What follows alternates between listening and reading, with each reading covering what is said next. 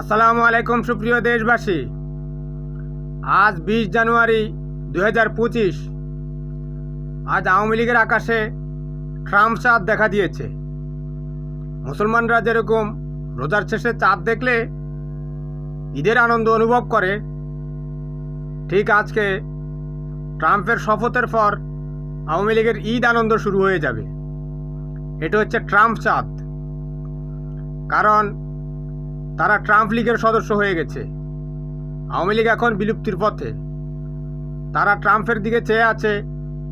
Trump আসলে মোদিকে বাংলাদেশে যাতায়াত করার অনুমতি দিয়ে দেবে। হতে পারে, কারণ ট্রাম্পের সাথে মোদির বন্ধুত্ব রয়েছে, কিন্তু এত সহজ হবে না।